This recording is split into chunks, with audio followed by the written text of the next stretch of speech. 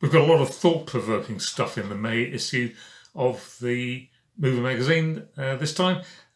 All kinds of things that I hope you're going to be interested in. There's one that sounds a bit dull, but it's about business continuity planning, and it's not really dull because it seems that some RFPs are now requiring companies to have business continuity plans on the basis that, of course, if the company goes bust, then and they've just awarded a contract to them, then they're in trouble. And of course, with all the problems that have been going on the last year or two, then I suppose that's highlighted it. So take a look at that story, and I'm sure it'll be useful for you. There's another one as well that I think is important too.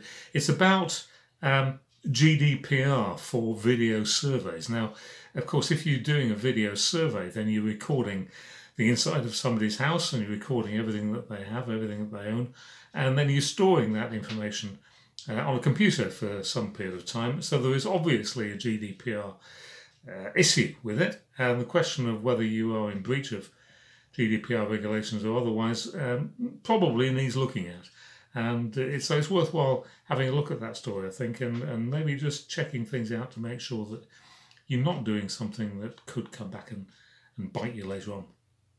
There's also, I asked a few people around the world who are quite well known in the industry to write a story for me.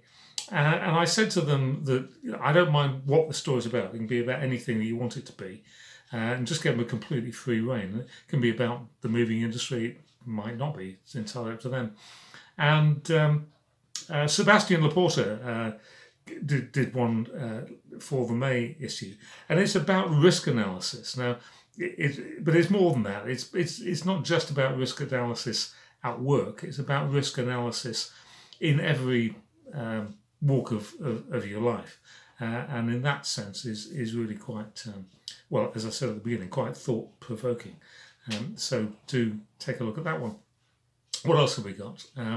Oh yeah, the lead story this time is about, it's an interview that I did with Angels Gallardo from Inter S&R in Spain.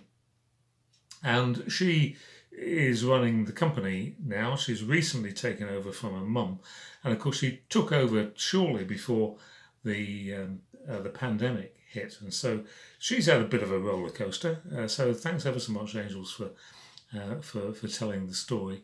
I'm sure you'll find it interesting when you have a read, and just interesting the sort of the interplay, the family interplay. But anyway, to read the story because I'm sure you find it useful. What else have we got?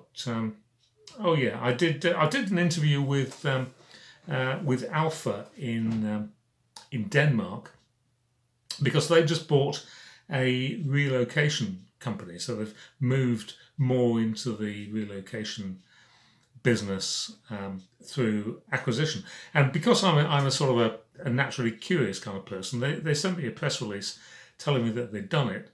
But of course, I always want to know more than that.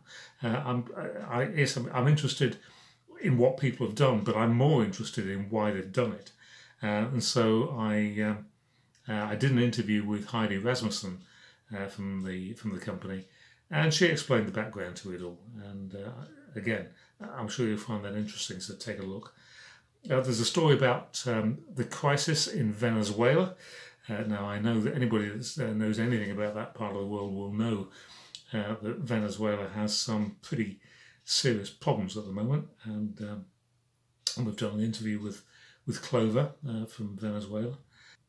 And we've also got a story about the webinar that FIDE did recently.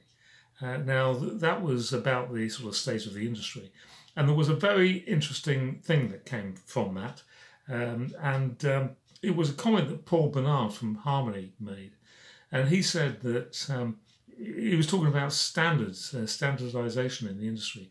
And he said that he thought that it might be that when the US military contract is finally awarded, that might lead the entire industry into much more standardization, because if you're going to work on that contract, then you're going to have to operate in the way that the single contractor who wins the account wants you to operate. And because it's so big and involves so many companies around the world, then it's almost inconceivable, really, as far as I can see, that it won't have some effect on standardization in the industry.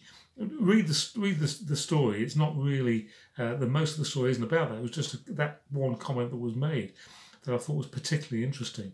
But I'm sure it's a subject that's going to come up more often in the future. So keep your eyes out for that one. Anyway, enjoy reading the magazine, and I'll talk to you again soon.